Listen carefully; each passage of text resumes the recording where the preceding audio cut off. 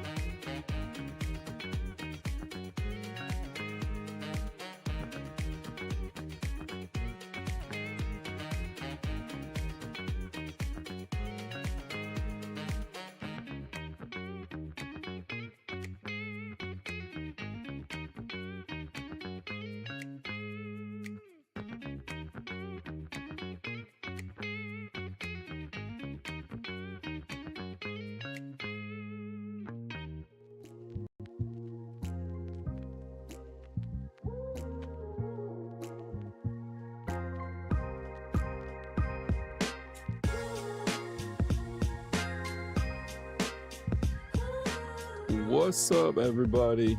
All right, that's sorry, I had to do a couple things. This is a one-man show. This is what you gotta do. You gotta put little 2-minute timers in between to get all your things up and running before your script's going. So there you go. See, it's working now. Welcome in. Today is July 23rd, 2026. I am still coming down off of the World Cup high, but we're here. We're gonna actually, in natural, because we're still coming down off this World Cup high, we're gonna cover a couple things in World Cup. We're gonna cover, what what we spent, where we went, things we ate, games we saw, the best goals we saw. We're gonna rank everything up. It should be pretty fun. I'm gonna, kind of. I mean, we went to 11 different cities across, call it, I don't know, 11 different cities uh, across 44 days. We went to 2 different continents, 5 different countries. It was really crazy. We'll wrap things up with the transfer market updates. We've had some big spenders in the Prem. We'll also get a little breakdown on how that works for our new audience, for anybody that's new to the footy world. It's a little bit different. There's no such thing as a draft, so teams aren't incentivized with lottery tickets like they are in American sports. And then we'll wrap things up with a little case for PCA's MVP. We pulled by the numbers. Shohei is reportedly not going to be pitching anymore. ESPN did a little segment on how Shohei would be sixth in the ranking without his pitching. So, a really good case there for PCA. But anyways, let's get into it. First things first. Hold on. I gotta get used to the intros and shit. First things first. The bet, as we always do, the top of the show, best thing that we saw since the last episode, and it's the Heat broke the internet. You might have saw my video already on it. I was one of those things where I wanted to do something real quick because it really, these things move quick, right? You never really know if it's real or not. But basically, Tuesday night, the Miami Heat official YouTube channel scheduled something called LeBron James Introductory Press Conference dated July 27th. Now, here's the deal. It's really easy to just schedule something and accidentally post it as a schedule, right? So if whoever messed this up, if this is a mess up, because it is a mess up at the end of the day, he hasn't announced where he's going yet. So if he was going to the Heat, this is a colossal mistake. And if he isn't going to the Heat, it's even bigger mistake because now maybe you've impacted his chances of going, and maybe he's pissed off. LeBron loves making the story all about him, clearly, and we'll talk about that in a second. But basically, the caption reportedly welcomed him back as a Miami Heat member. They deleted it fast. You can see here is a video on Reddit. The Reddit user posted. Who is the Reddit user? Trying to give people credit these days. News Process 6463. Great name. Basically showing you the press conference. It's now made private, but if you go on Bing, you can search it. Also, a website called BVM Sports. Never heard of them before, so take it with a grain of salt. This could be a script that pulled this up, but also scheduled something for him. Again, this could just be a script really easily for anything Miami Heat or LeBron James related. And then the funny couple details here they use, you can see there on the screen, they use the Dwayne Wade's statue unveiling. So if it kind of gives credence to the idea that maybe this wasn't really real and this is a social media team just getting ready. Maybe Pat Riley heard that there was going to be an announcement on this Monday, July 27th. And so he was telling the social media team, right, to get ready. So they didn't even make a new graphic. That sheds a little light on that. But, you got to imagine there's like plenty, anybody that's done social or marketing management, they know this is the easiest thing in the world to like mess up. So it's one of those things that there's definitely a social media manager just staring at the ceiling like, what have I done? Oh my God. Like, this is the biggest mistake of my life. It's like, not only that, it's like moving markets, it's doing all sorts of things. So the Heat did come out and say this was mistakenly made public by the social media department, of course. And people did bring up that like the Miami Heat are hiring a director of YouTube now. So people were like insinuating that homeboy and the team got fired. I did a little digging. I did a whole video on it, so I won't do too much. But I don't think that's true. I don't think director of YouTube actually existed for the Miami Heat. I think director of YouTube is a new thing for them, and that they're maybe they're expecting an influx of social media content from maybe a super old star coming to them for one last season. I got a really good video I want to do. I can't wait. It's gonna I've ordered some wigs and some bald caps and things, but I got a parody video I'm gonna do on this whole thing. I hope the LeBron James announcement is actually the 27th. It will give me at least, I need a day to make this video, and I think it's gonna be hilarious. But where is he going? I don't think anybody really knows. Miami. It's either gonna be Miami, Cleveland, Golden State, or Philly would be my guess. But you never know. This is LeBron. He's just soaking it all in.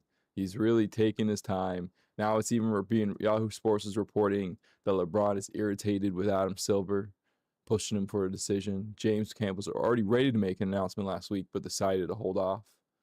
So again, just LeBron being LeBron, just milking it as much as he can. But if he were to join Miami, I mean, they'd be the least jump shooting team of all time with Giannis, Bam, and LeBron as their front line. So, or as their front court.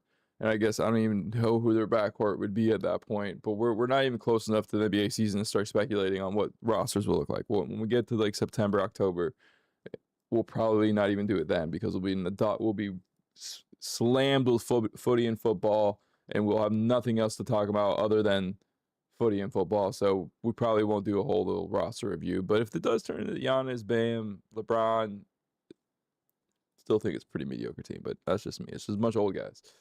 So Rich Paul said nobody knows anything, and they're not letting anybody else decide the timing, which is fair. I mean, I guess, what are you gonna do, right? What are you gonna do? So my whole take from this is every single social media manager on earth felt the pain of the person that from the Miami Heat that either got fired or heavily reprimanded for potentially. Now, if LeBron doesn't go to the Heat and this guy actually was the reason, that will be like the best, this would be the best story in the whole world. But I just don't see it. I guess I could see LeBron like actually just changing his mind simply because a team accidentally posted on YouTube, like some like 22-year-old fucking social media intern, like accidentally created an event so he could like make I'm not gonna say that. I can't talk about specific things anymore because I keep getting taken down. I gotta have like specific notices or whatever. Anyways, hilarious node to the whole LeBron James saga. I hope this ends Monday. I mean, at least it's giving us something to talk about in the summer post World Cup. We really are in the dog days of summer right now. We got a month until footy starts back up again. Thank God that is that close. I mean, I'll tell you what, I was really feeling like the woes last night. And so I threw on some MLS, threw on the Inter Miami. Now, I'll be honest, this joke's funnier thinking that I threw it on time to see this. I did not throw it on time to see this, but let's just pretend I did. The MLS I threw it on. I got to see Luis Suarez kick a pen, and then I stayed up, got to see Orlando City actually looked pretty good. Like, I'm like 2 wins away from being fully purpled out, all in on Orlando City. So watch out. Griezmann seems to change the team. I don't know anything about the San Jose Earthquakes other than that they're second in the West, and that's got to mean something, right? So could you imagine just being like, oh, I want to, wish the World Cup was on. Let me just throw on some MLS. Oh, the Chicago Fire versus Miami. These are 2 of the top teams in the league. And this is what we get. About 10 months I swear to God, if I get copyrighted because of this stupid ass goal, I will do absolutely nothing. There's nothing I can do about it. But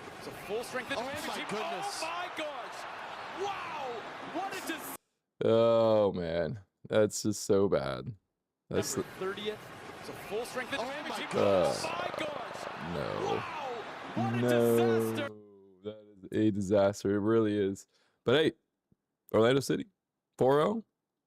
Not too bad. Not too bad. Not too bad. We'll keep an eye on it. We're not going to be turning into Orlando City podcast just yet, but we are based in Orlando. And hey, if you start winning a bunch of games, I will happily hop on a bandwagon. They're cool colors. We love the color purple. So we'll see it. See what we can do. Anyways, we are in it,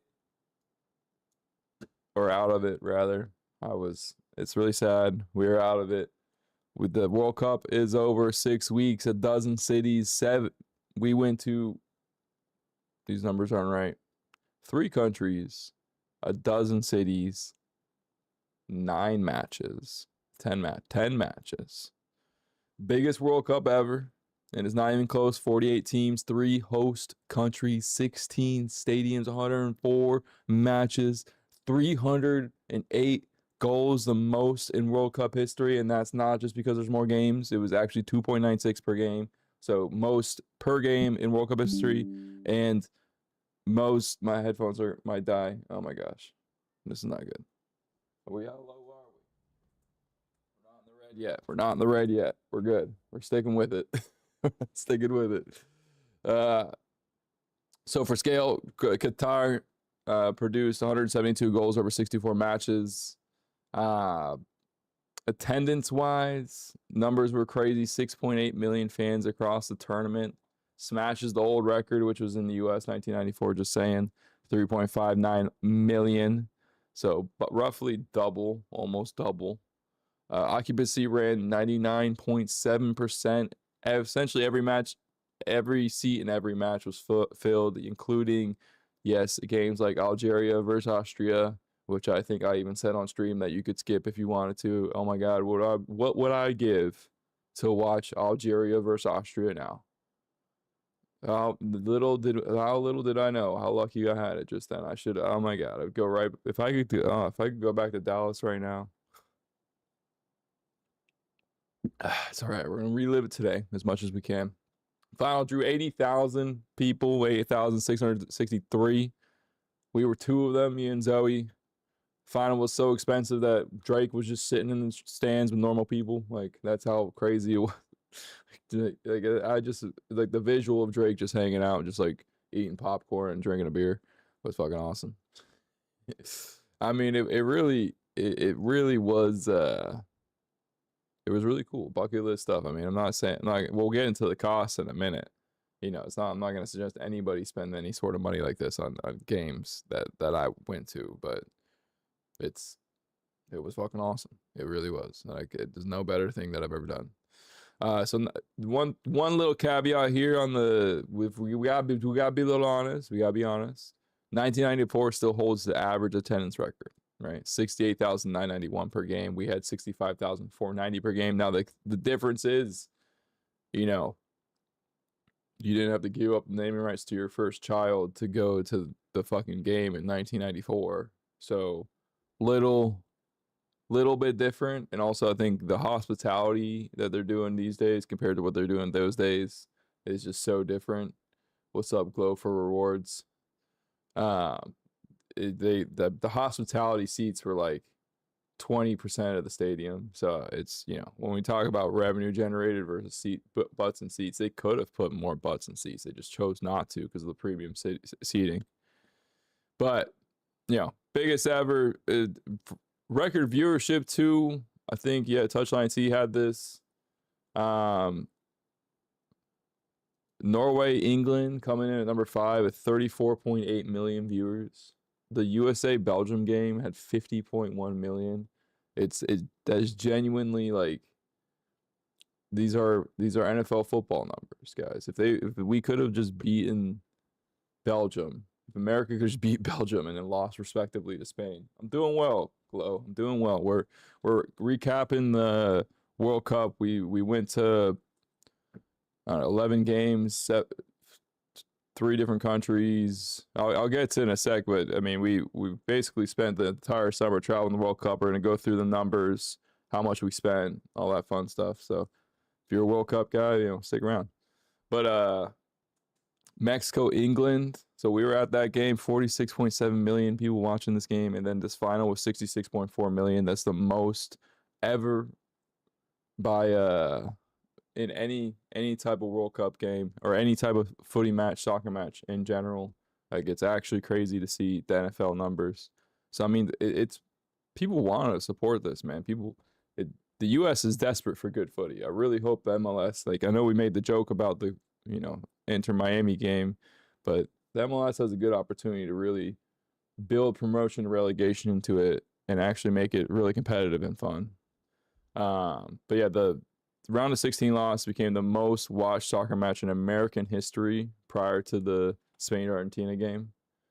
What was your favorite World Cup game? I would say Mexico versus England at Azteca. Just because I'm English, we followed England. That was probably, I mean, the best game I experienced. I would say that you could argue the Argentina versus England game, if I was there as a neutral, probably would have been a little bit better just because of the way Argentina scored. And obviously the final was cool too, but a bit of a, honestly, probably like fifth best game we went to if you really think about it, because we went to some really good ones. Like, we went to Germany, Ivory Coast, where Germany scored in the last minute. We were at Netherlands, Japan, where Japan scored in the 90th to equalize. So, like, we really hit some crazy games. But I mean, where was I going here? Sorry, you kept distracting me. So, a couple stats nobody's really talking about.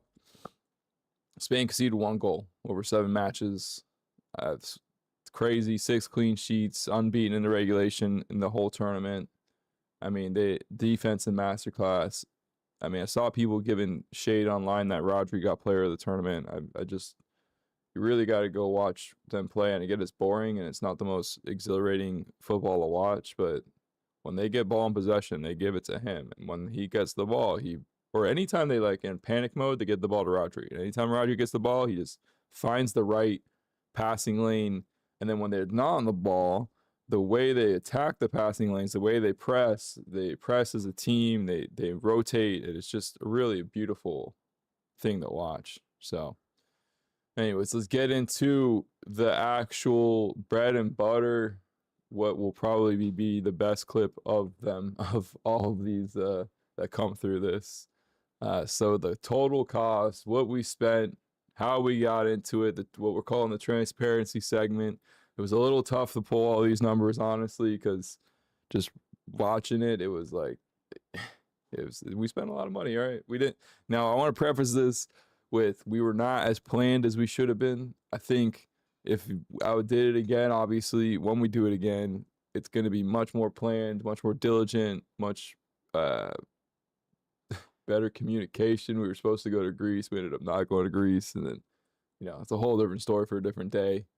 But we'll break it down. We got match tickets, flights, hotels, ground transport. I didn't even throw food and drink in there. I can't even tell you how much Guinness we probably consumed in the past month and a half, but let's get into it. So here's the trip. Started in Orlando. We actually cut Tampa out of this. So, shout out Tampa, because Tampa was in there here too. We started in Orlando, went to Dallas to Toronto to New York, actually Toronto to Boston to Lisbon, Lisbon to Amsterdam to Atlanta back to Orlando to Mexico City back to Orlando to Miami to Atlanta back to Orlando, and then we had a travel day from hell to get to the final. So we ended up flying into Baltimore, and then drove from Baltimore to New York to get to the final, and then back to Orlando. So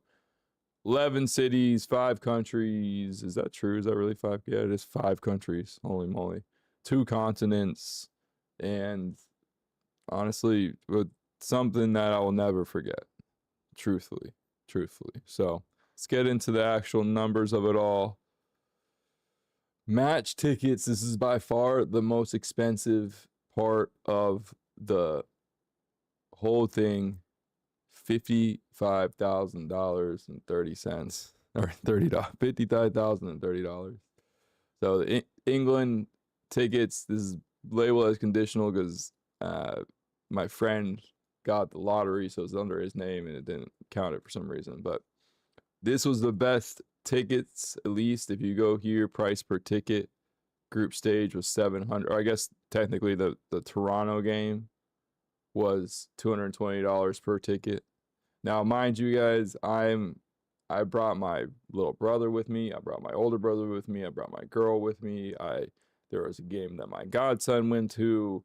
That my I have friends that went to the games in New York that I gave them tickets to. So I was very, this isn't just a one-man show. You can imagine the cost of this would be significantly less. But group stage tickets were probably the best value, about $700 a piece for the England games. And then after that, it was, actually, best value was Toronto, which was Germany versus Ivory Coast. Ended up being an incredible game. So $220 for the 4 tickets, or $880 for the 4 tickets, $220 per ticket. Dallas, I guess next after that would have been the Atlanta round of 32. I got supporter tier tickets for that. I got really lucky for that one. All in for me and Zoe to go with $1770. The real expensive ones were obviously the final at $7,000 a ticket, so $1,476 or $14,760 was the finals total cost, and then the Azteca, $4,000 per ticket. I just had to go to that game. There was no going to Mexico City and not going to the game.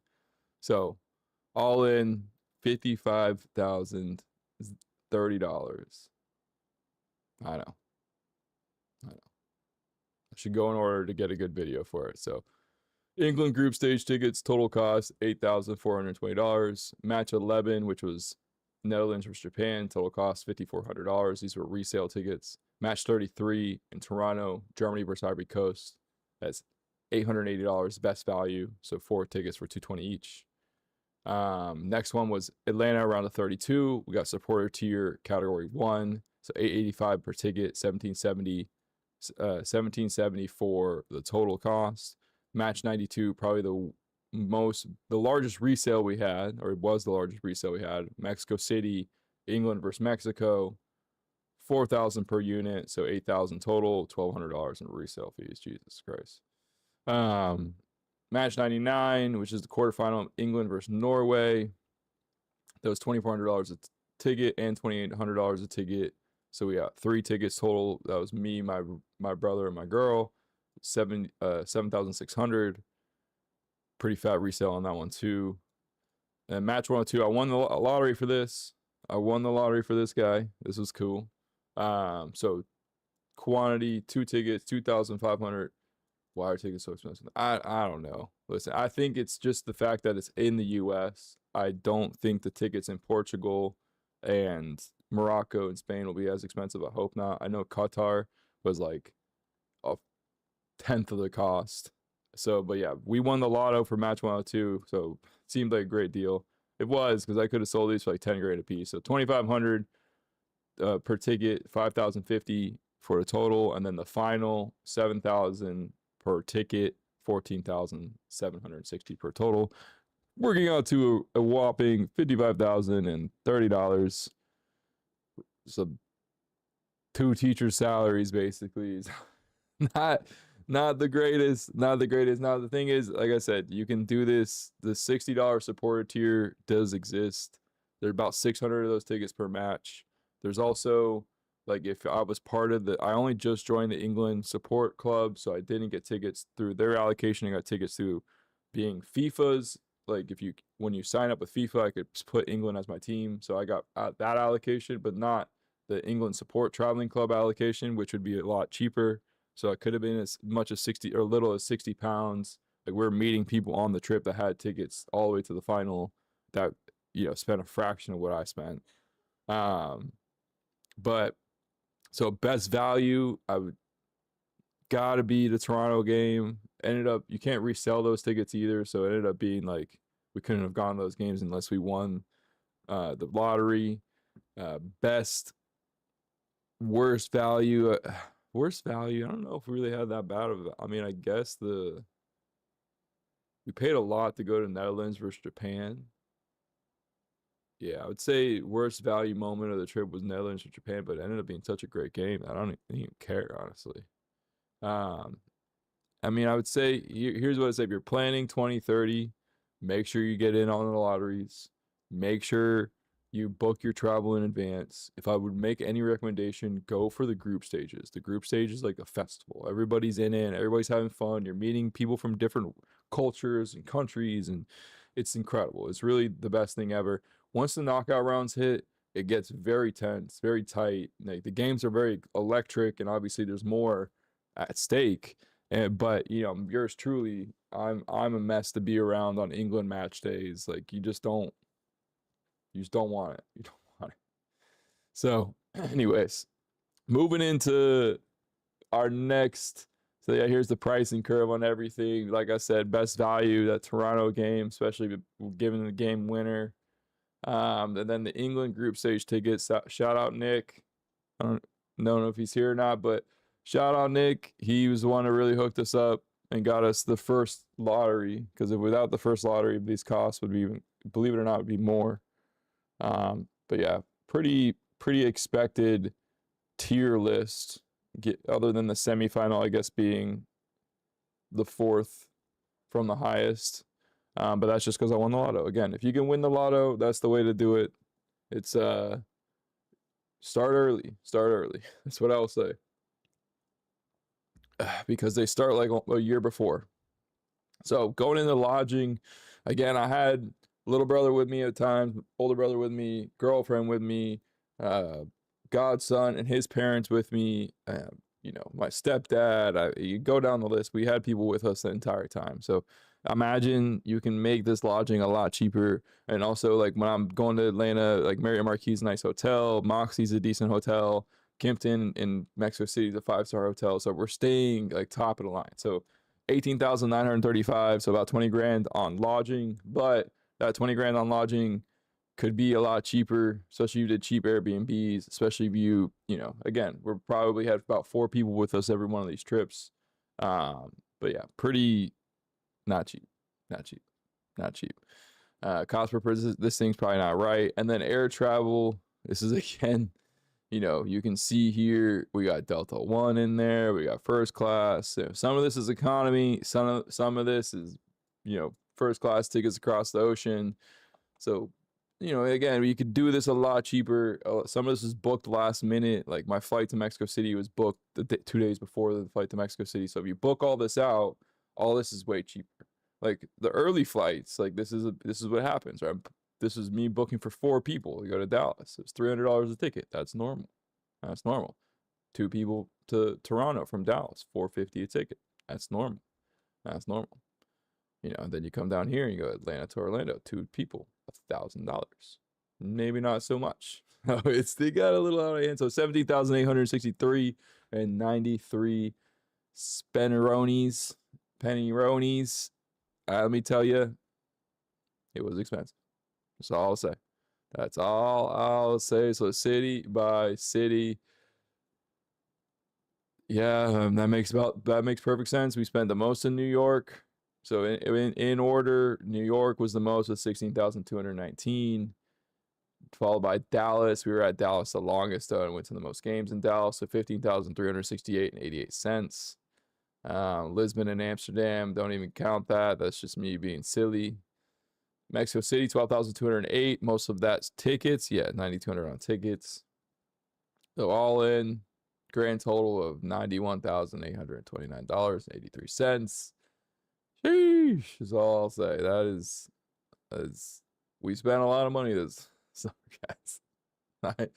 91,800. We got some write-offs. For when we sell some stock. $91,829.83. And would I do it again in a fucking heartbeat? I'm not even kidding. I would have. Guys, I didn't say this out loud. Too many people, because you're not. This is just not what you go around telling people. But I budgeted 100 grand for this. I budgeted 100 grand for this trip, and we landed 9 grand under. Now, I did not put any food or beer or any of the other main expenses that I was racking up like crazy during this entire process. So, we probably did go over 100, if I'm being honest.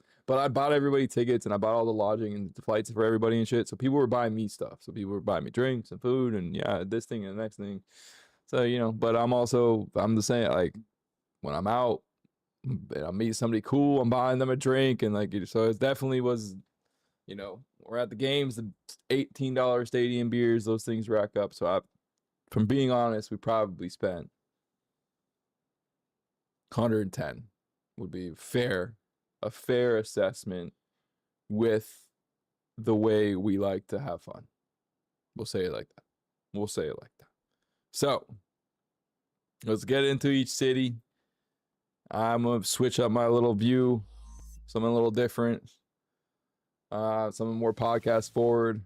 Stop displaying the data numbers on a screen. Was run it city rankings.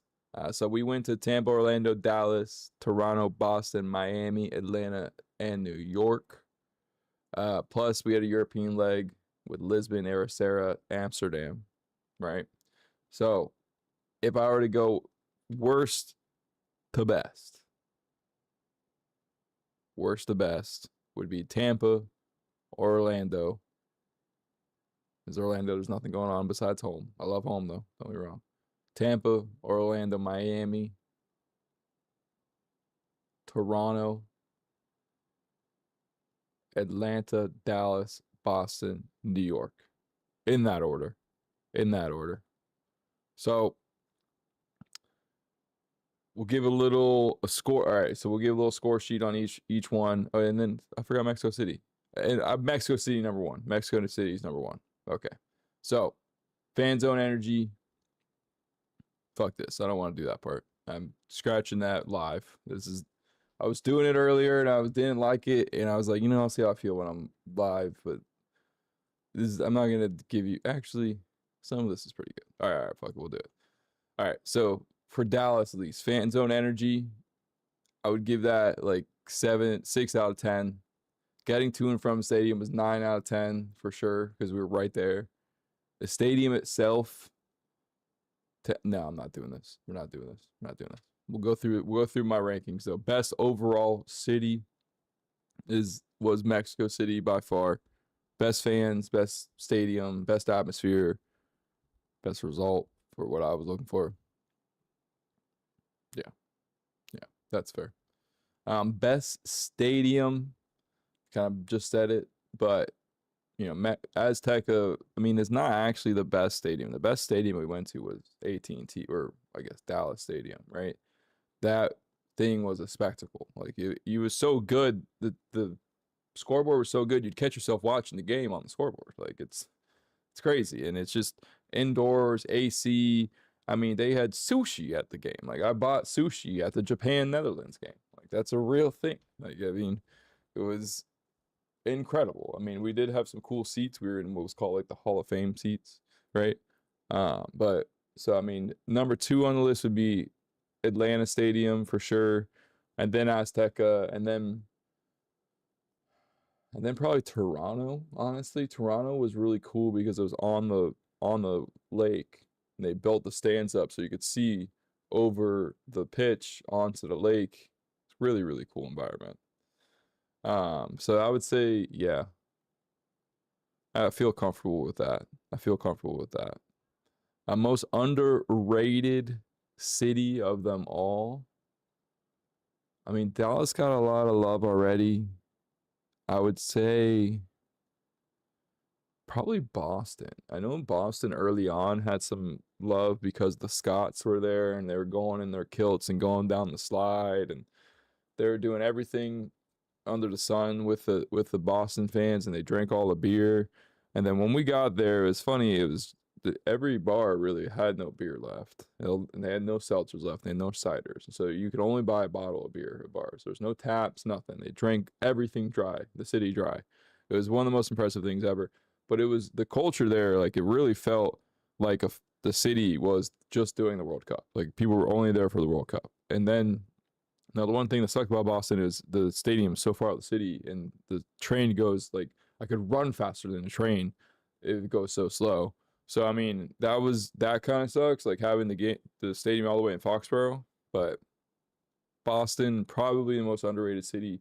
Also, the one city, hand up, that we left, and we're like, we could live here. This place rocks. Like, it truly is the best. So, most overrated city. Oh man, that's tough. I've gotta go. Not gonna lie, Miami. Like, I didn't really get to experience Miami as a as a as like a host city. So I would say Miami, simply out of the fact that getting in and out of that stadium was an absolute nightmare. The fan zone was shut down 2 days before the game that we were hosting. So, like, what are you doing shutting the fan zone down? And nobody seems to really care about anything in Miami other than going out and just drinking and having fun, which, I love that too, so I can't blame them. But I've got to say, it was probably, like, the result was great. It was great to beat Norway. We had great seats. Like, we got really lucky. We sat right in front of the suite, so like, we had, like, the windows open, the AC, like, blowing on us. It was like, genuinely, it was like we had AC. But everything else about the stadium, the city sucked. I mean, we didn't really go out afterwards. We went to, like, a pub. It was pissing down rain. Like, so I gotta say, overrated was definitely Miami. But that's also just because I've been there a bunch and it's not really that impressive to me anymore. Which cities actually moved the 70,000 people out of the fucking stadium? I gotta say, I gotta give it to New York. The getting out of the final was actually, like, not crazy.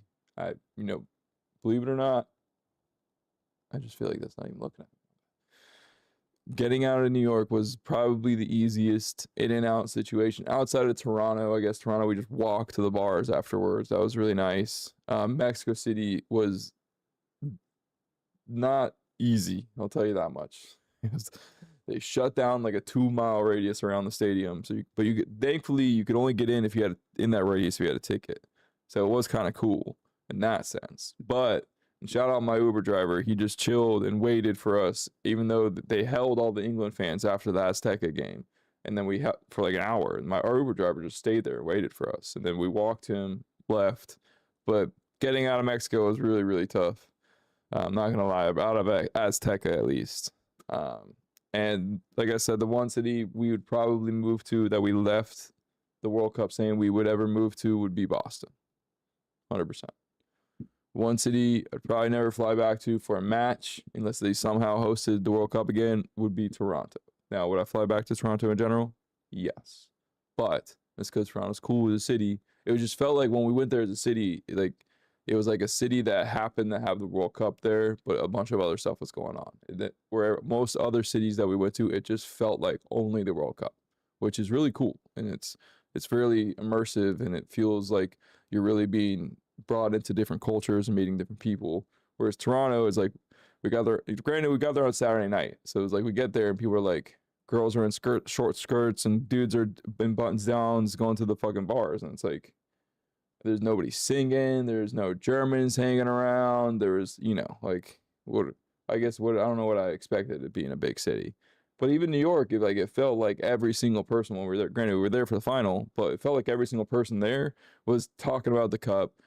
They're more or less not there for the cup because obviously that's not realistic for New York, but felt like they're participating in some capacity, right?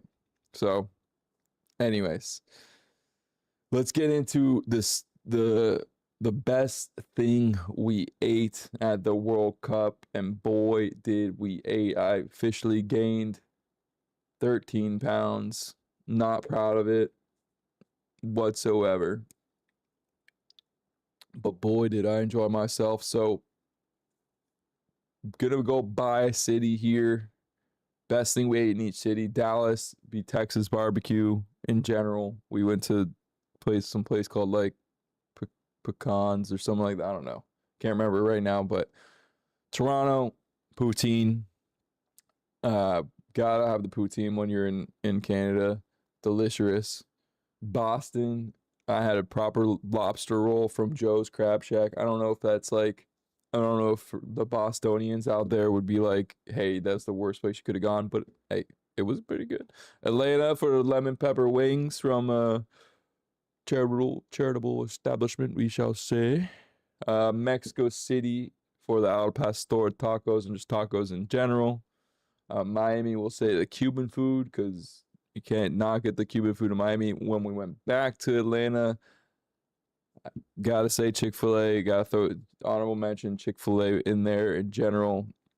And then New York twice for John's Pizza and Ichiran, the ramen shop. So in order, ranking them, coming in number 9, just because it fed us so well all trip. It deserves to be on the top 9 list. Why didn't I do top 10? Because we only went to 9 cities. So fuck you. I'm not gonna put anything from Orlando or Tampa on here because there's just nothing in those cities. Other than, I don't know. I got some good food in Orlando if you want to know. I got a good friend has a good sushi joint named Kabuki, but outside of that, it's really nothing else. So number 9, coming in, fed us a lot during the trip. Chick-fil-A in Atlanta. We went to the original Chick-fil-A. For those that don't know, you can go to the original Chick-fil-A, and they have all the menu items that they've ever had. So you can even get a hamburger at Chick-fil-A. You can get chicken and waffles at Chick-fil-A. You can get fucking, if you love those chicken salads from way back in the day, you can get that at the Chick-fil-A. It's really, really fucking awesome. Number 8, the wings in Atlanta. Atlanta's known for their wings, and they're known for Magic Mondays, and both those things are incredible, let me tell you. But it's number 8. Number 7 is poutine in Toronto. I think it's more of a French-Canadian thing anyways, but we actually had some lush, absolutely lush, to quote my little brother, poutine when we're out there. Number 6, Cuban food in Miami. I'm always in Miami. I've had it a billion times. We got good Cuban food in Orlando. It's hard for me to rank this too highly. I actually think I probably should put this in number 9. Yeah, it's also very appropriate for something from Miami to go from 6 to 9. So we're gonna move everything up and then move that down to number 9. So no, Jennifer, I do not want tree care. Stop texting me. Jesus Christ. All right. Number 5, Boston lobster roll from Joe's, the original Joe's Crab Shack. Again, I feel like it's one of those establishments where like anybody that's actually from Boston will probably tell me that I made a huge mistake going there, but I didn't give a fuck. I was hammered and it was delicious. Coming in number 4, John's Pizza in New York. I did a video on this. I asked in the video, where do you think we ate? I did not realize in the video there's a giant sign that says John's on Bleecker Street behind me. So kind of how things go around here. So number 3. No, I'm moving this. Number 3 is going to be the Texas barbecue. Texas barbecue was really good, but it made me feel like I had the virus, if you know what I'm saying. Like the thing that's been going around, and I didn't eat no lettuce. I had no lettuce at that Texas barbecue joint, and I was struggling. I was watching that UFC 250 fight in the pits, like the worst stomach ache in the world. I was trying to like drink through it for some reason, and that wasn't going well. All right, so number 2 on the list is probably one of my favorite restaurants in the world. Zoe and I go there all the time. It's called Ichiran in New York. I don't know if you can really say it's like a New York restaurant because it's definitely from Tokyo, but this is one of the best things we ate on this trip. So this is the list. You take it how you leave it. So I'll say. And then number 1, I'm a sucker for tacos, and no, it's not innuendo. I'm talking Al Pastor tacos in Mexico City. Now, Tacos Orinoco is good. Don't get me wrong. Go on a wait in line. Go for it. But if you want to skip the line, La Casa del Pastor in Polanco is incredible. And best deal we had, I think it was like $6 for me and Zoe to each get a Coca-Cola and like 6 tacos. Like it was easily the best meal we had on the trip. Bang for your buck, whatever you want to call it. So, best stadium food, Dallas with the sushi for sure. Best cheap eat, like I said, the tacos. Best sit down meal we had. We really didn't like sit down to eat too often, at least at like high end places. Nothing like rings the ding at least. So I would say Ichiran. The worst tourist trap of the trip. I'm probably gonna go. Oof. Worst tourist trap of the trip. Times Square, I guess. I don't know. We didn't really see too many tourist traps. The 11 nightclub in Miami. That's my final answer. The thing you'd fly back for, easily Mexico City. The culture, the food, the people. It's hands down was the best. It was just incredible. So best games we saw ranked. Let's get through it. I'm gonna go coming in at number. Dang, we really did see some good games. Coming in at number 9 is gonna be England Ghana. That's the easy one because that game sucked. 0-0. And coming in at number 8 would be Germany Ivory Coast, the game winner for Germany. Number 7 will be England. No. 7 would be Netherlands Japan 2-2. Japan equalized in the 90th at Dallas Stadium. What number am I at? 6. Number 6 would be. Man, there's so many good games. I'm gonna say 6 would be the quarterfinal, England versus Norway. I know it was really great, but it is what it is. Number 5, I'll put England versus Croatia. That was just like the best 15 minutes of English football I've ever had in my life after that second half, after it was 2-2 at the halftime and Tuchel like ripped into them and then they scored a bunch of goals and almost scored a bunch of more. Oh my God. We really thought we had it at that point. And then number 4 will be the DR Congo game coming back. Hurricanes to brace. And number 3, I'm going to go. I'm going to have to say it. Number 3, actually, yeah, number 3 is the final. Spain versus Argentina. It was kind of a snooze fest, but it was really cool to be at a final. Number 2 is England versus Argentina. I gotta say it was an incredible game. Like whatever you want to cut it. Sucked for me, but I'll remember that game for the rest of my life. Just like sometimes you remember the worst moments, the highs and the lows, baby. That's all it is. And then number 1 is easily Mexico versus England. Best game of my best sporting experience of my life. There's nothing I would ever trade for that. It really was incredible. Yeah, really, really great. So the honest debate, what was the best of them all? Just told you guys, so I don't know why I'm rereading that. Best goals we saw, I would say number 5, Germany's game winner. 4 would be Latoro's goal in the semifinal. Actually, probably Enzo's goal, honestly. Enzo's goal was, yeah. Ferran Torres' goal was number 3, the winner. I got that on video. That was cool. Then Harry Kane's second goal versus DR Congo, and then I put number 1, Jude Bellingham versus Mexico. Just the back-to-back. Like, that was like, I really thought it was coming home at that point, guys. When we scored twice in a row at Azteca, and we're I had a guy come and hug me. I accidentally dumped my beer all over him. Yeah. Yep.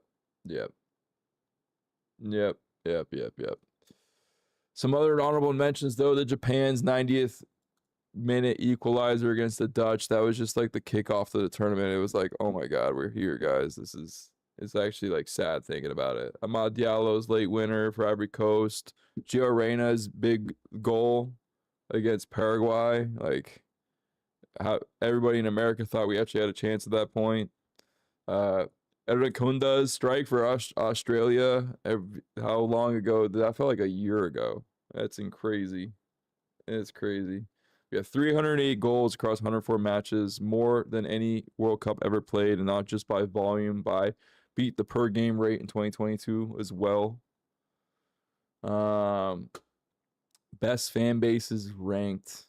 Man, okay. I'm gonna go best fan bases we interacted with because I can't do all of them because that would just be that'd be unbelievably difficult to do. I'm gonna go number. Fuck. This is a tough one. All right, I'm gonna go number 9, DR Congo. Nothing against them. They're great fans to be honest, but this is just how many good fans are ahead of them. Number 9 is Germans because I'm English and I want to put DR Congo ahead of them. Number 8, DR Congo. Number 7 would be. Holy moly, this is tough. Croatians. Yeah. Number 6 would be.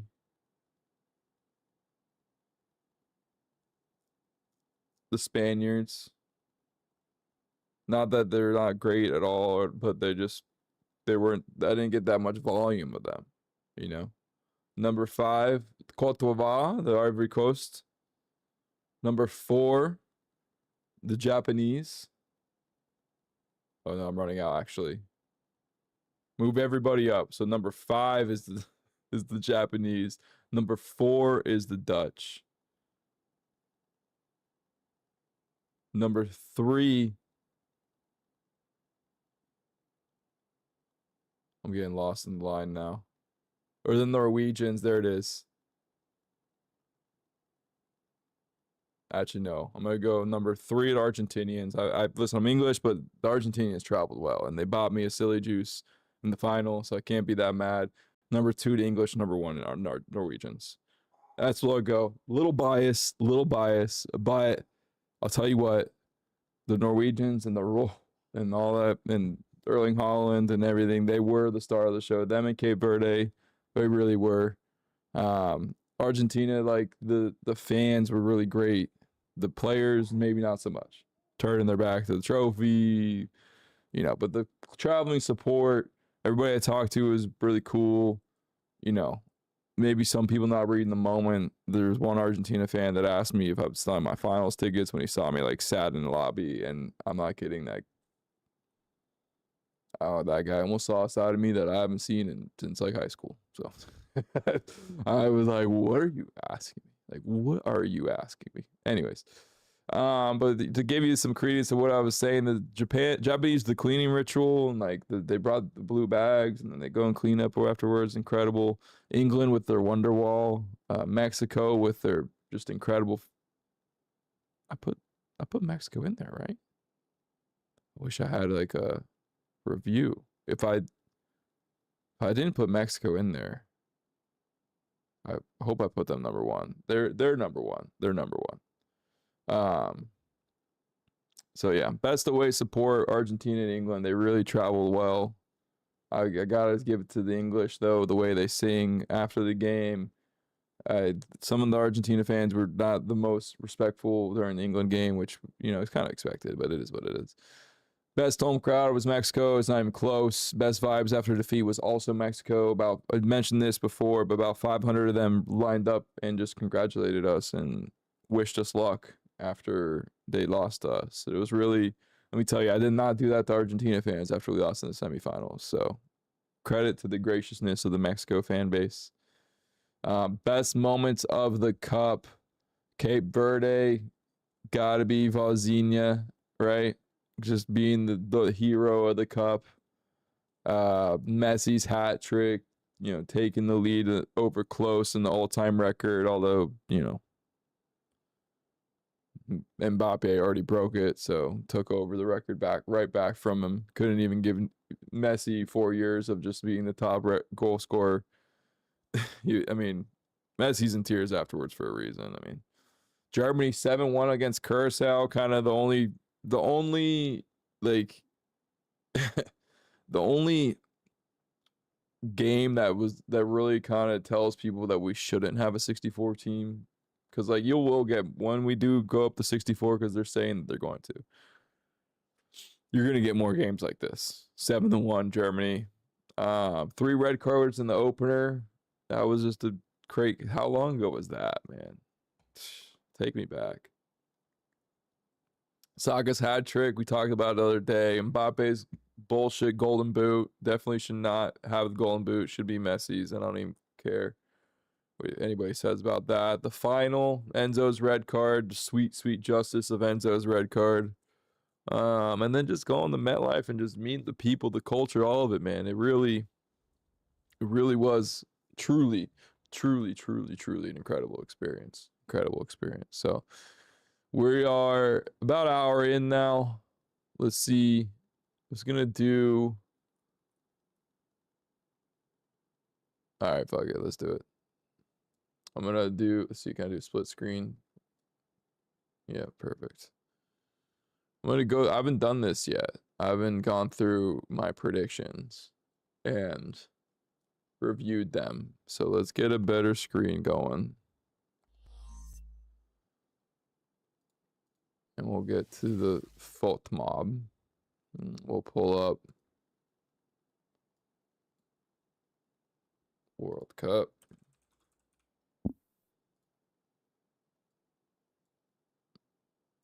Table.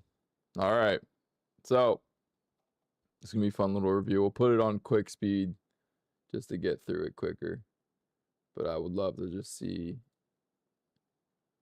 how bad I did. If I was like any good at all. And we'll also drop down into, after that, maybe a little dark horse material, who's going to win the cup. But let's go group by group. And Group A, you got Mexico, South Africa, South Korea, Chechnya. What's up, MH Goated? Talk to me. You're interrupting the show, but I'll respond. I'll respond with your ominous hey. But I swear to God, if you're one of those people that are like, I can't have my headphones are broken and you got to talk to me on here, you're going to get blocked faster than I can finish the sentence. You're going to get blocked. So no pressure. All right, MH Goated, you took too long. Chechnya, Mexico, South Africa, South Korea, Group A. I mean, the dark horse in this group is South Korea, and we talked about it earlier. 48-team tournament to get to finalists down to 32.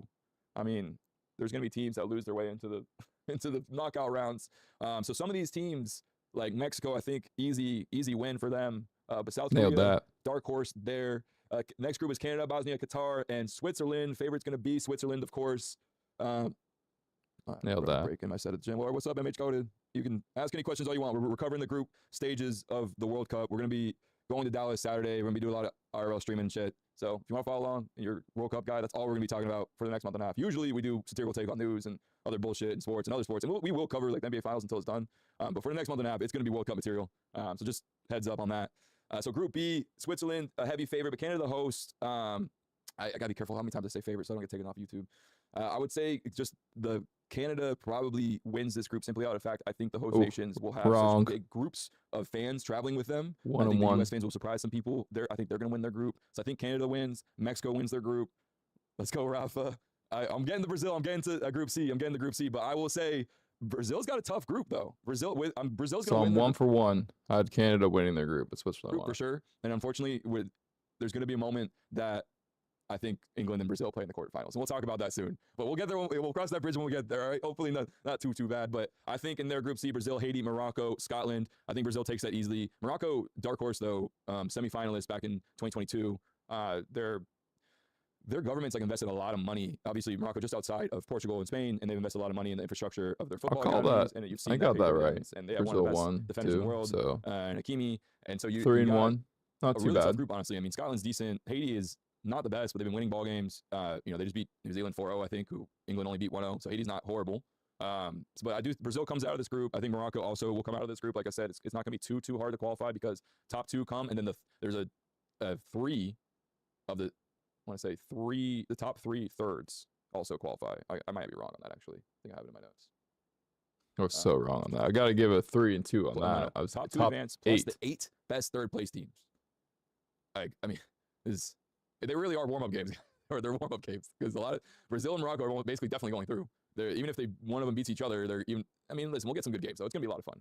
I think the quality of football is much better than it's ever been, and so you're going to have teams like Haiti that are playing well, or, in Group D, I think US wins this easily just out of the group stage where they're basing their camp and where they're playing. But Paraguay's going to be a tough game for them tomorrow. I think Turkey is not a bad nation. Australia, again, not a bad nation. So but if I'm going to give it to anybody, I'm going to stick to what I said. Team USA coming out of Group D.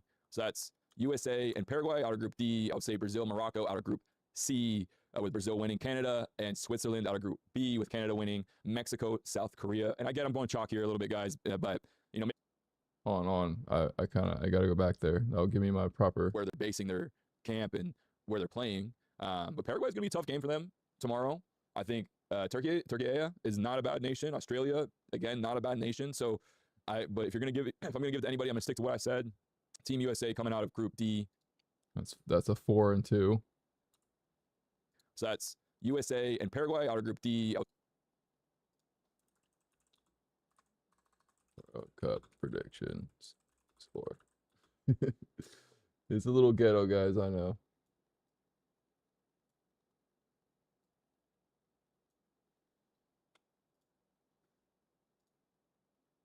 There's got to be a better spot for this. There we go.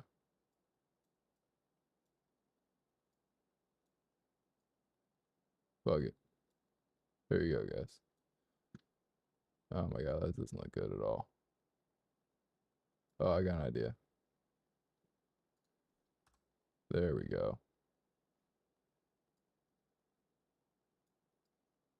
All right. So we're 4-2. We're going to go through real quick and review those. Say Brazil, Morocco out of Group C. That I got 2-0 in that. So all right. With Brazil winning, Canada and Switzerland out of Group B, with Canada, Switzerland out of Group B. So I lost one of those. Well, no, actually. Canada winning, Mexico, South Korea. And I get I'm going chalk And I went Mexico, South Korea, which was wrong. It was actually here a little bit, Mexico, guys. South But Africa. you know, maybe we'll get some big ones in actually So we're already getting some big 4-2 ones in a second. I'll tell you why. But so that's where we'll go there. And then here's my favorite group. We will actually be out in Toronto for Germany versus Ivory Coast. I think Ivory Coast is an incredible team. Amad Diallo. Germany, obviously, in kind of a rebuild era. Some of their midfielders like Musiala hasn't like panned out in the way that they want. Like, yeah, Havertz is playing really well, but and then you got, you know, Rudiger, and you got good names in the team, Florian Wirtz, you know, but it just, I think if you talk to some German fans, and I talked to a German fan yesterday at the friendly, you know, they would say they can compete, but this probably isn't their year. And then Ecuador's got probably one of the best defenses in the world, and that might be me being a little biased with Piero and Capier and Arsenal. And then Curaçao's not bad either for how tiny of a country it is. So Group E, this will be Could not have been more wrong on that. Curaçao was horrible this the tournament. big, in my opinion, the fun one, or one of the more fun ones that we get to see. But out of this group, I am taking Ivory Coast and Ecuador. Ecuador winning the group. And I think Germany still gets through as a third. Ivory Coast, Ecuador. So that's like a. I feel like I shouldn't even take any wins on that, but I'll take Ivory Coast getting through. I mean, I called who went through, but But it's not gonna be who a tight won one. it. I think you see some talent really come out through Ecuador and Ivory Coast. So moving into Group F, another fun group: Japan, Netherlands, Sweden, Japan, Netherlands, Sweden, and Tunisia. Obviously, I've been saying this all along. I think the Dutch are a dark horse in this tournament. I think the Dutch go a long way. I think out of this group, you do get both the Dutch and the Swedish. The Swedish have a lot of attacking power. The Dutch are very balanced all the way through. You know, they have a really great defense. Although no Jurriën Timber, so that might be a little tough. His little brother's on the team, but you know they are missing some key players. And then Japan will be a nice fight. You know, they got a handful of decent players, obviously, and I think this will be a fun group. Dutch come out of it. Swedish come second out of it. Yeah, I gotta get then one going into out of Group that. G, 1-1. Dark horse for me is Belgium. They've been absolutely flying. Absolutely flying. They I think they won their friendly the other night 5-0. They beat Croatia 2-0. They beat America 5-2. I mean, the Belgium team seems to always knock America out of these fucking things. Their squad's very strong, very well balanced all throughout. I Great realize attack. that. You know, Did the U.S. really play Belgium like before the tournament? I think that was a while ago though.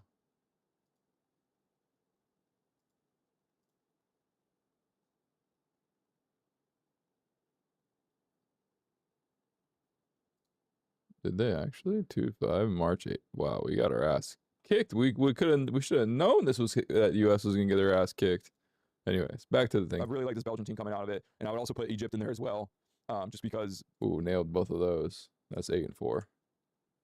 Between Mo Salah and Marmoush, I think they just have enough attacking power. Again, it's not going to be super hard to get through the group stages, and so enough of these guys that have enough to just bang a couple goals in, you're going to get through even if you lose a game or two. Kind of wrong on this next one.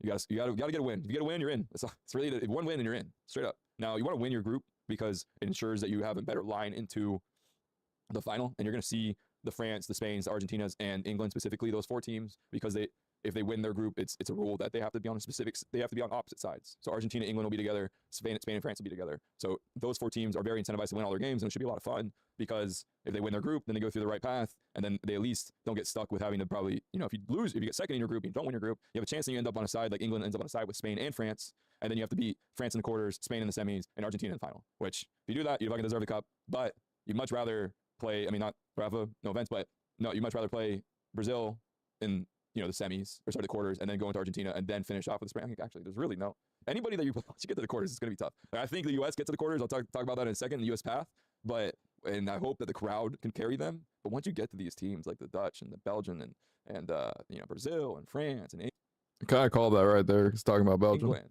Portugal, and these teams are all-star teams, and it's going to be very tough. And the U.S. are going to have a very good strategy. And Pooch is the guy to do it. I will say, if there's a guy that can do it, it would be Pooch. So let's go into Group H. Cape Verde, Saudi Arabia, España, Uruguay, Spain. Obviously a big favorite in this. I gotta stop saying that word. Please don't take me off YouTube. Let's see. I'm going 9-5 because I know I picked Uruguay. Come on. All right. We're good. So Spain, the big heavy favorite here. Uruguay, probably gonna. So Spain and Uruguay, I think are gonna be the ones that go through here. I don't, to be honest with you, I don't know too much about Saudi Arabia and Cape Verde. Can't imagine that either of these teams are highly ranked in the world. Saudi Arabia 61 and Cape Verde 69. Nice. That's cool. Shout out Cape Verde, 69th ranked in the world. Good for them. I guess the kids these days, they like the 67th team or whatever. But my generation, we like 69, damn it. Right? We're sticking to it. Group I, France, Iraq, Norway. This is all eyes on France, Iraq, Norway, and Senegal. This is actually like a low-key, very cool group. The French team, obviously a heavy predicted to win team. I don't know, I did not say that word. And then the Norwegians, they got Odegaard, they got Holland. They, if you don't know who Erling Haaland is, you've been living under a rock. But if you don't follow the sport and you want to learn a little bit about the sport, this guy looks like quite literally a nailed Viking this with group. like a ponytail. It was also chalk, so probably, other than Harry Kane, probably the best striker in the world. Very fun team to watch, and then Senegal is actually a very good team. That, I mean, the like sort of AFCON nation winners. There's a long story, but if you don't know, there's some controversy where they played in a final and they basically like won the final because some goalkeeper like intentionally actually I'm not gonna explain it well because I can't remember exactly, but it's a very controversial ending where basically the team that won didn't actually win. They stripped the title away and they gave it to the other team. I'm giving a really bad explanation of that, but maybe we'll do another full segment on it one day. So moving into Group J, Algeria, Argentina, Austria, Jordan. Argentina, obviously, this is Messi's swan song tour. I think obviously this will be his last cup. They say it might be Ronaldo's too. I think Ronaldo somehow tries to shoot himself with like baby juice or something. That sounds wrong. The joke I'm gonna make is he's gonna try and extend his life with like some way or some possible way to make it to the next World Cup because Portugal is a host nation. So you have a try. I keep getting phone calls, guys. We gotta see what this is. This is a local number too.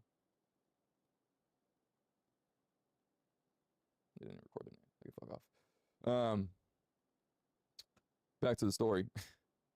Argentina. So Messi, will be his other South American teams that they won't be able to match. Now, how the game's refereed on Messi is usually refereed a little different on others, but that's just could not have been more right on that one. He's so good and he kind of deserves it. But my hot take of this tournament is that Argentina goes out in the quarters. That's my hot take. Argentina's out in the quarters. Man, I was almost so right. They almost went out in the quarters. They almost went out in the fucking round of 32 against Cape Verde. Or sorry, round of 6. Was it? No, they almost went out in the quarters against Switzerland. They almost went out the round of 16 against Egypt.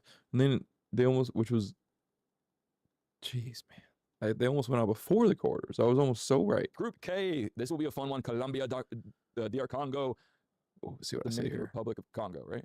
Is it DR Congo, Dominican Republic? I don't know. I'm not a geography guy. Portugal and Uzbekistan. Uzbekistan took a break away from fighting bears to come play some footy. So nice of them to do that. Portugal, obviously, coming out of this group, they probably have the best midfield with João Neves, Bruno, and Vitinha. I would say them and England are 1-2. Obviously, we saw Rice, Anderson, and Bellingham yesterday. They offer a different type of midfield, probably a bit more control, a bit stronger, and a bit better defensively. And obviously, the Portugal midfield is a bit better offensively. So whichever way you want to go with it, I would say those two are like 1A, 1B. Wow, Portugal's midfield really shit the bed because they sucked this World Cup. And you really gotta give it to Portugal. They're really trying to do what they can to carry Ronaldo over the line. I think it's going to be one of those situations where he might be too much of a distraction right now. And I mean, I hope I want England to win, England or the US, obviously. But if there were going to be one other team, I guess I think Portugal deserves it simply out of like, it'd just be cool to see Ronaldo get it and kind of match Messi in that way. And it's people that don't actually follow footy and just know the Ronaldo Messi debate and whatnot. There's a lot of, Messi in a lot of ways deserves the credit to be the GOAT or whatever, but so does Ronaldo in so many ways, man. This guy's been incredible for so long and the longevity in his career.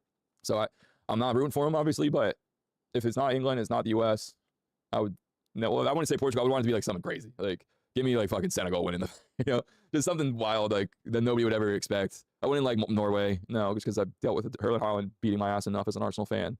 The Dutch, the Dutch just because they have such great fans. I can't wait. We're going to the Netherlands-Japan game. If you've not seen the videos of the Dutch in the street in the orange, and you got to go check that shit out. I think Morocco would be cool too. Anyway, so let's get through the rest of the group. So the last group, Group L, when I was sitting there we'd won England tickets. And I'm like, I basically had all the groups drawn out, and I knew what group played where, and I knew what dates they played, but we didn't know who was what group.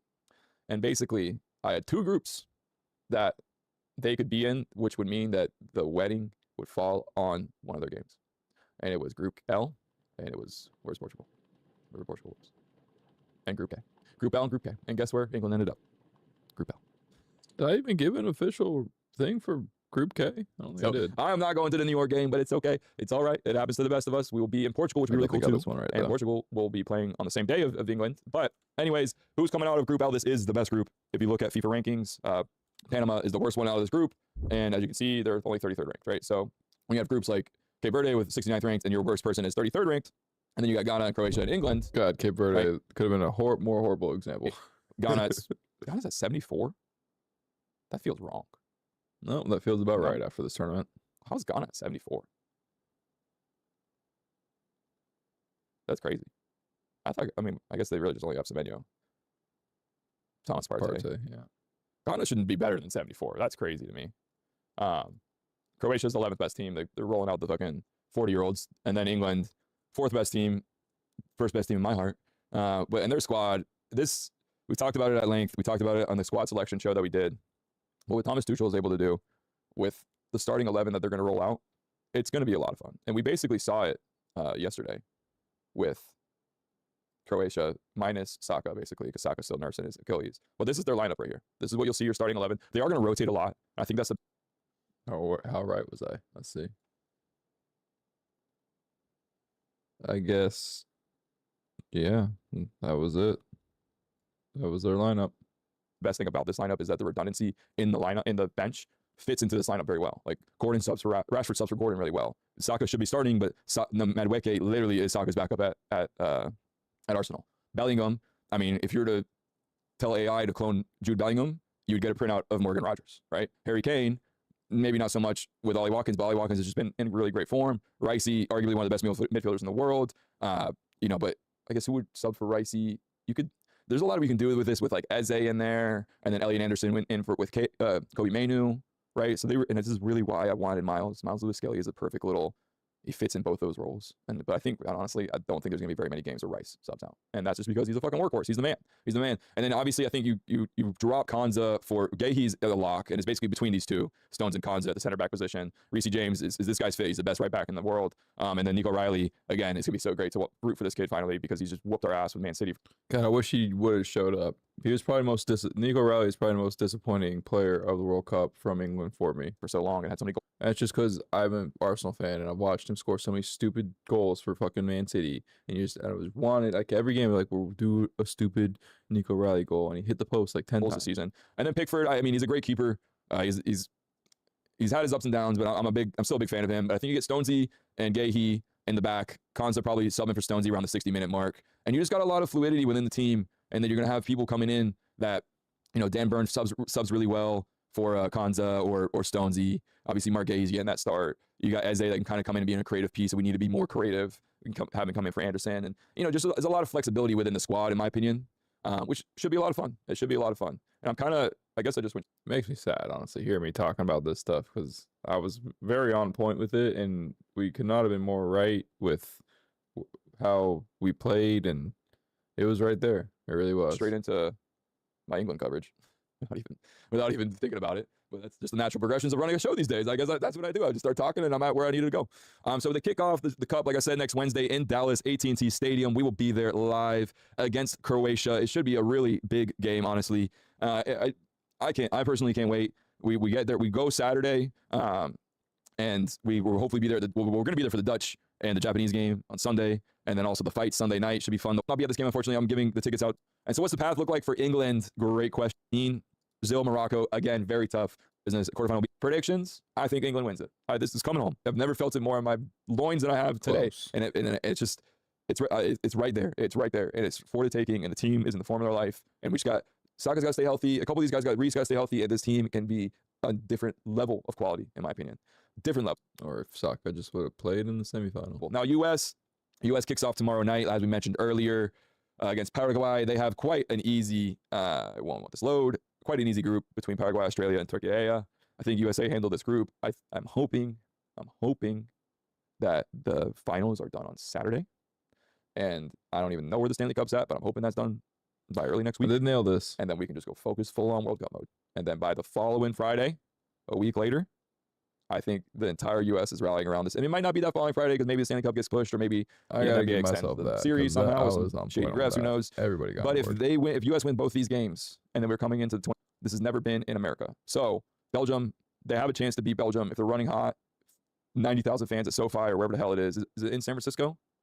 Before a potential showdown with Belgium, I think that's in LA actually. So at SoFi, a packed house at SoFi. I don't know how well the Belgian Man, we were right there. I kind of nailed that too. fans will travel, so we'll see. And then Spain would be their quarterfinal opponents, and this is where I kind of like. It's really tough to see them making it past the quarterfinals. Like I think they should. And I'm not gonna say they should make it to the quarterfinals. I'm not gonna say I know ball, but goddamn it, Again, Belgium is a I better hit team. a than lot of them, these on straight the up. head. And you at some point you do have to, kick the ball in the net. And if they're better at doing that than you, then they're gonna beat you. But they will be a home team, a home crowd environment. It will be lit. It will be loud. It will be like a American football game. 1-0 win or like winning on the U.S. and we are in the. Then they're in the finals against England. It starts in 10 minutes. We got the opening ceremony. Bear with me on that. But group stage, at least, we're gonna bang through this bitch and we're gonna have a fucking blast. And we're gonna be traveling all over the country. And then we'll match that $10. It really would be. So Golden Boot winner. Who you guys got? So for me, where did I put my picks? Damn it. Obviously, you got top candidates are going to be Mbappe, Haaland, Kane, Yamel, Vinicius, Kane things of that here. nature. I would love to throw Saka in there, but I just also think that he won't play as much. He won't play as much.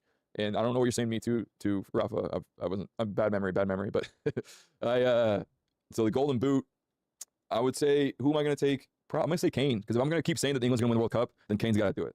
But I would love to see, I could also see like a Julian Alvarez. I could Wow, that was see, bad. obviously, Mbappe. I could see, There we go.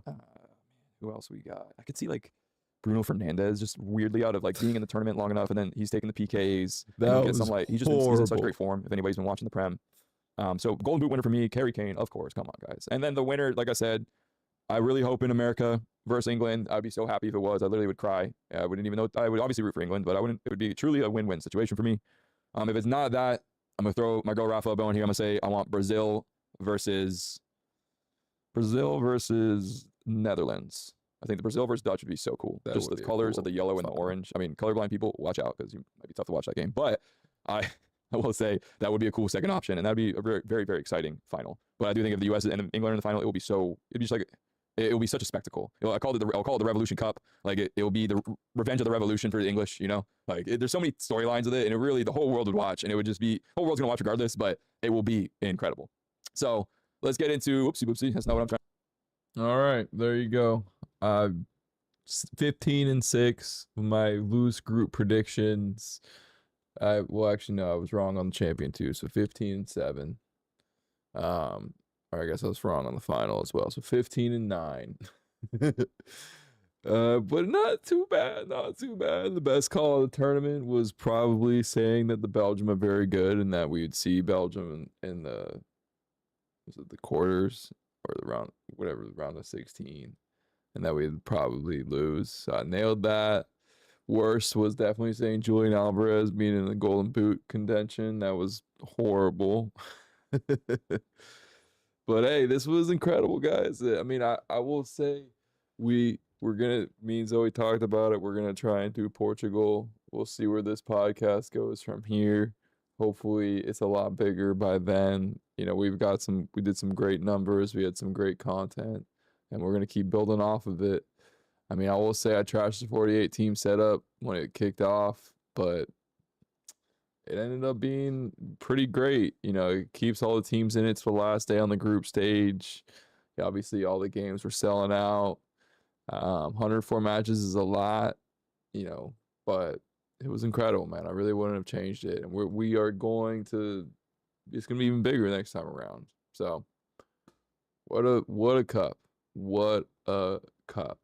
So that's me running on an hour and a half already, ladies and gentlemen. I was gonna bang through the transfer market real quick just to give a little update on it all. I'm actually gonna do I'm planning on doing like a, you know, you can do like, I'm gonna do like a parody skit on Fabrizio Romano. I'm gonna call myself like Spaghetti Romano or something, and I'm gonna like tape my hair to the side, and I'm gonna be like, oh, that's transfer market news. And I don't know if I could like really pull it off, but I feel like the Italians are like the last ones you can just be like openly racist against, and nobody seems to bat an eye at it. So I think it'd be kind of funny. But anyways, we had some big moves on the transfer market. For my new friends too, I'm gonna add this to the noob guide. If you picked a team and now you're hearing about all these millions of dollars being thrown around, well, here's how it works.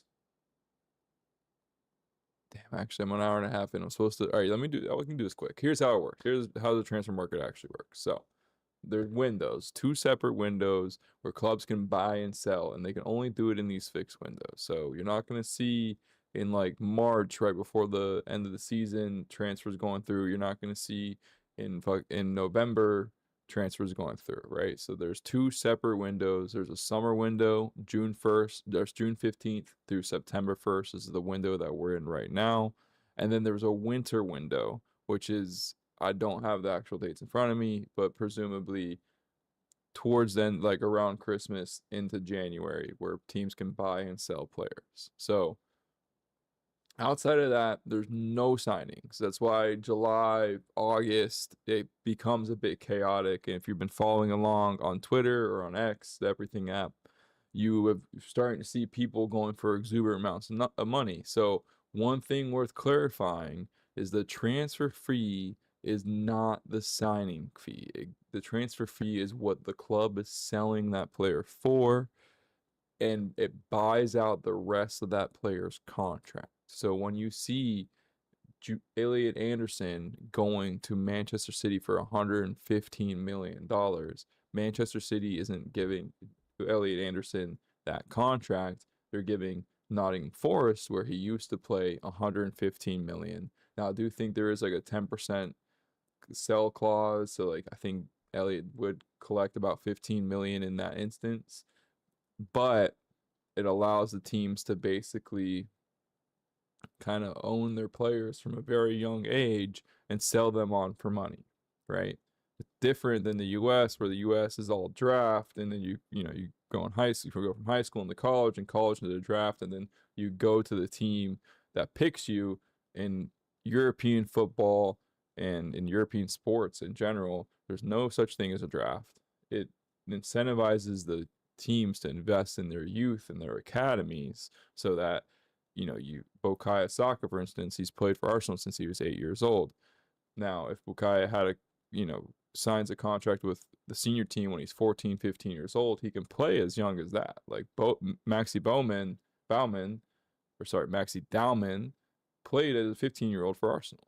And you see this time and time again. Lamine Yamal, playing at 15, 16 for Barcelona, and he's been a part of that organization for a very, very long time. So when you see a transfer fee go out, that is the club collecting that cash. Typically, the contract, the weekly wages is what it's called, is negotiated behind closed doors. Most of these guys are making anywhere from 100 grand a week to 100,000 pounds per week to upwards of 300,000 pounds a week, which is, $20 to $30 million a year, right? So there are guys that are making a significant amount of money, But when you see Morgan Rogers get sold from Aston Villa for 116 million, it's Aston Villa is the one that's collecting that cash. So now, don't get me wrong, when a contract expires, like for instance, John Stones, he plays for Man City last season. His contract just expired. He could go sign for whoever he wants for free. Now, the club doesn't collect anything like that. Another good example is Andrew Robertson from Liverpool left and went inside for Tottenham for free. Liverpool got nothing, right? Now, there is another thing called loans. So, young academy players, if they're not getting time with the senior team, can be loaned out as a temporary move. So, for instance, one of Arsenal's players last year, Ethan Nwaneri, is a 17-year-old stud. He couldn't get into the senior team. He wants to play. So he negotiates with the team to loan him out to Marseille. He goes and plays with Marseille, so he gets more minutes and rounds out his game and becomes better. But Arsenal still own the rights to that player. So it's a little bit,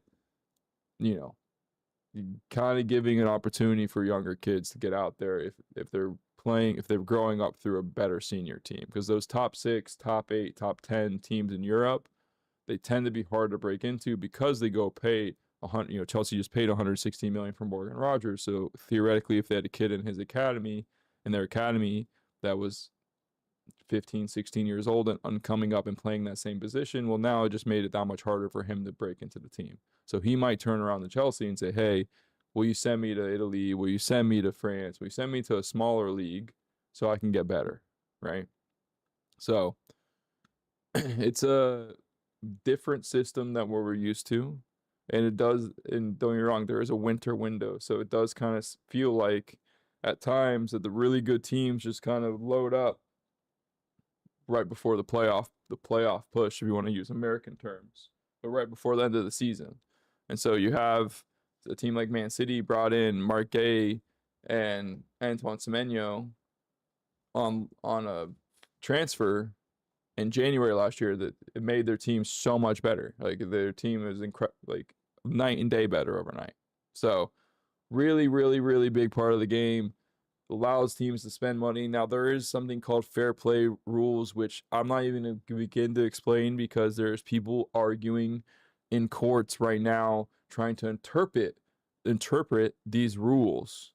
But long story short, you're not supposed to spend more than you make. Now, there's creative accounting you can do in that where you could buy a hotel and resell the hotel and now you made $300 million. Who fucking knows, right? There's a lot of, baby, that's Charles's food getting dropped off. I don't know, but yeah, it's Charles's food. Sorry. Doorbell rang. I'm ADD and I had to notify what's going on. So listen, Mr. Reform, nobody wants your fake AI viewers, so including me. I don't care. I'd rather my thing sit at 0 than have your shitty AI viewers. So get on out of here, boy. So it's very different than what you're traditionally used to as a, American fan, but it is really cool and allows teams to build their teams in a way that, what was I saying? Fair play rules. So teams aren't allowed to spend as much as they earn, but obviously Man City and other teams have done this and have theoretically been told that they've broken these rules. And so some teams have been deducted points. Teams have been, Man City's actively in court right now. So there's really no point to talk about fair play rules because nobody even knows what they mean, including the people that run the damn fucking thing. So let's get into some transfers and then we'll wrap up the show. The British transfer record has been broken twice now. Manchester City with 116 million for Elliot Anderson. They have 115 charges or whatever, so one more than the charges. People were saying, who knows? Then Chelsea broke it again by 1 million with Morgan Rogers for 117 million. The market has been blown out of the water, let me tell you, because we paid 100 million for Declan Rice, and I do think if he was up for sale this summer, it would be 150 plus because he is that good at that. What he's contributed to the team since that point too, it's been actually crazy. Excuse me. So Tottenham, biggest spenders in the world of football right now, 320 million euros as of the recording of this episode. They might still spend more. Who knows? They were 18th they were almost relegated last season. So doing all they can to not get relegated. Mateus Fernandez for a club record of 85 million. Then they broke it the next day for Sandro Tonali with incentives all the way up to $100 million. Plus they added Jean-Paul Van Hickel for 52 million. Sanasai and Robertson as well. They really are spending and doing what they can. If you're a Tottenham fan, you love to see this. But you know, I mean that you could pull the current back on some of this, and maybe they overspent. I think Sandro Tonali might be one of those guys, a little bit older. 100 million for Sandro Tonali is crazy. I don't think that's gonna pan out very well, but you never really know. You never know with these things. So we'll see. Aston Villa, they got absolutely gutted in this offseason.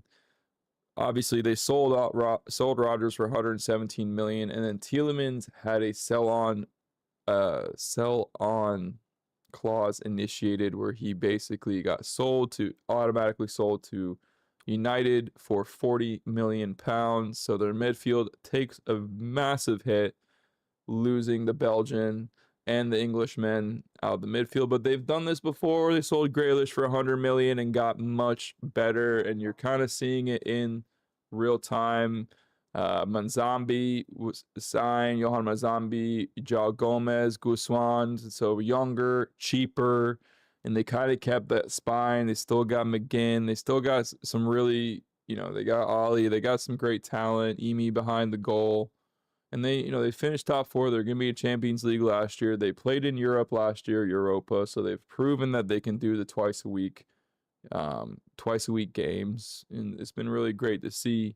Chelsea back spending big with Palestra, Rodgers, who we just talked about, Quinda, and Omega. Although they did sell Cucurella, the Spanish champion, to Real Madrid. That seems kind of fitting. He probably deserved to go to Real Madrid at the end of last Euros, but I digress. Andre Santos goes to United, and Tyreek George to Everton. George not really getting much minutes, so it wasn't that big of a deal. Palestra was Serie A's Defender of the Year and Xabi Alonso's first signing. So good moves on their part. But they're doing all this with no Champions League football. So little interesting to say the least, spending 170 million on Rodgers without the income that comes from Champions League. It's a lot of money to spend to just get into Champions League, I would say. But hey, if they win the Prem, or they, come out on top and into the Champions League, then they got a lot to work with there. Man United seems to be building themselves up for Europe again. They qualified for Champions League for those that are new.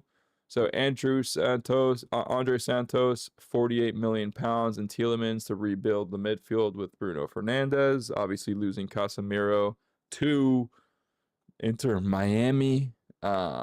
So they were supposed to be in on the Elliot Anderson thing, so I can imagine some United fans aren't the happiest. But Tielemans and Santos, for the same cost of what Anderson would have been, is better in my opinion. So I wouldn't. And then, you got Manu coming off of not playing in the World Cup with a chip on his shoulder. I think you're going to have, and then Rashford probably coming back too with another chip on his shoulder.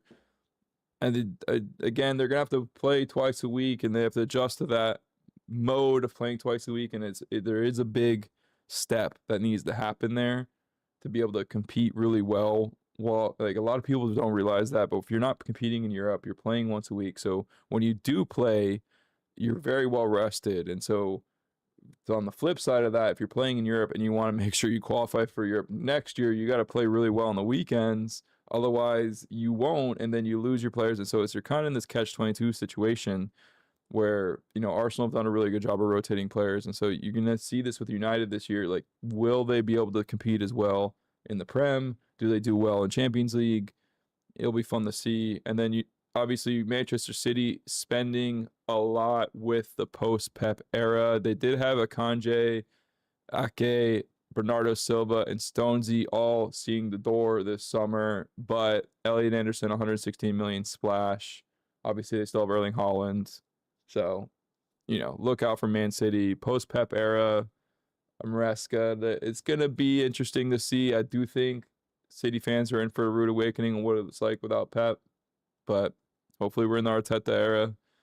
Newcastle has been absolutely gutted as well. We talked about it in the other ones. Liverpool hijacked their Victor Munoz deal. Tonali sold to Spurs. Anthony Gordon sold to Barcelona. They're bringing in Torre, so that's nice, but they wanted it. They were trying to get it on Anderson. They missed out on that. They don't, kind of going back to, they're only going to have to play once a week this year. I think Eddie Howe has a tough challenge ahead of him. If he doesn't have a good season, he'll probably get sacked.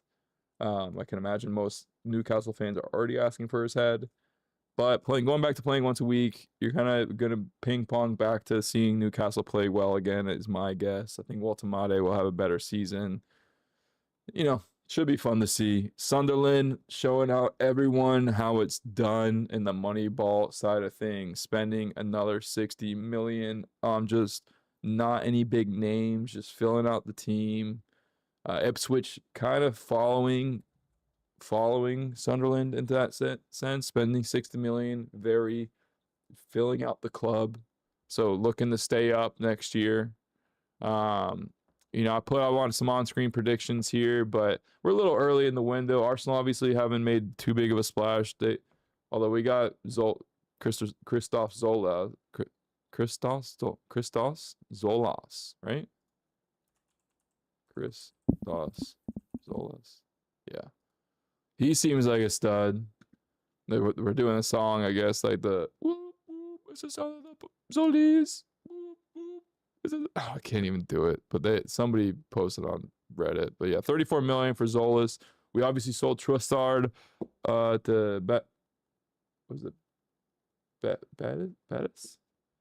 So good to see Trossard move on. He had a hell of a freaking tournament, I must say. So he deserved it.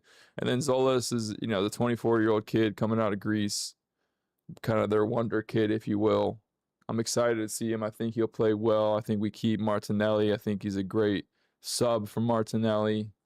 But all in, pretty good. I know I was gonna do a whole pitch on Pete Crow Armstrong being MVP, but the reality is, guys, I'm coming on 2 hours, and I told myself I wouldn't do more than 2 hours anymore. So pretty cool, pretty great show, guys. I really appreciate the time. Where am I at? But yeah, the tour officially closes. 6 weeks, 12 cities, 9 matches, me falling down the stairs, me and Zoe drinking about 1,000 Guinnesses. I want a special shout out to Jason, Jordan, Zoe, my godson, Nick, Vanessa, Neil, really all the people we met along the way. Seriously, summer of my lifetime. So I appreciate all of you guys for being there with me, whether you're filming for me, going to the game with me, stressing with me, whatever it is. We are back to our twice a week normal rhythm, Tuesdays, Thursdays. We'll stick with it. We got a fun August coming up. We'll recap some MLB stuff. We got, fantasy football season kicking off. We got the Prem kicking back off in less than a month now. So we'll jump into that. Hopefully LeBron makes his decision. I might be getting Orlando City tickets. Who knows? I think we'll be in New York for Harry Styles. I think it might be the same time as the U.S. Open. So maybe we get to see some tennis. That'll be cool. We'll still be dropping some stuff from the IRL tour on the IG and TikTok. Make sure to check that out. As always, we're live on YouTube, Twitch, and X. I appreciate the time, you guys. I really do. So that's it for me. I'm going to sign off, go hang with my girl for a little bit, and I got to get back on the gym grind, guys. It's been bad. I've been eating way too much. So Appreciate y'all's time. Peace. Oh shit, where's my button? Gotcha ass. Hey, see, I'm back on my bullshit. Came a long way from school, bitch. We them niggas been banging and walking with full clips. Pocket filled with them blue strips. All I hang with the silent, can't fuck with no loose lips. If he ran, cut him loose quick. If a fuck nigga try, bet his ass make the news quick. Hit his ass with these blue